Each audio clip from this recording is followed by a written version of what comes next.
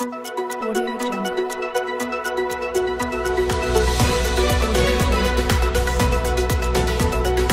দক্ষিণ দুবলিয়া বাহার হাজীপাড়া জামে মসজিদের দ্বিতীয় তলার ছাদ ঢালাই উদ্বোধন। বিস্তারিত থাকছে দিনাজপুর প্রতিনিধি মোহাম্মদ আতাউর রহমানের রিপোর্টে। খানসামা উপজেলার ৬ নং গোয়ালডিহি ইউনিয়ন দুলিয়া বাহার হাজীপাড়া জামে মসজিদের দ্বিতীয় তলার ছাদ ঢালাই উদ্বোধন করা হয়েছে।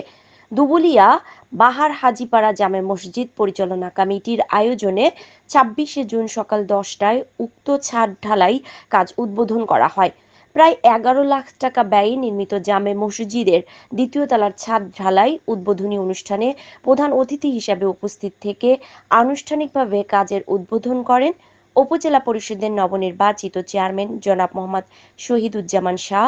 আরও উপস্থিত ছিলেন ৬ নং গোয়ালডিহি ইউনিয়ন পরিষদের চেয়ারম্যান মোহাম্মদ সাখাওয়াত হোসেন লিটন, ইউপি সদস্য মোহাম্মদ রওশন আলী রোকন শাহ সহ উপস্থিত ছিলেন দুবুলিয়া জামে মসজিদের সভাপতি মোহাম্মদ ময়েজুল আলম বাচ্চু, অবসরপ্রাপ্ত প্রধান শিক্ষক চরকডাঙ্গা উচ্চ বিদ্যালয় সেক্রেটারি মোহাম্মদ জাকির হোসেন, শিক্ষক চরকডাঙ্গা উচ্চ বিদ্যালয় কেশিয়ার মোহাম্মদ সাফিয়ার রহমান, মোহাম্মদ গোলাম রব্বানী শাহ, সাবেক কমিটি মোহাম্মদ নিয়ামতুল্লাহ শাহ সহ সকল কমিটি বৃন্দ।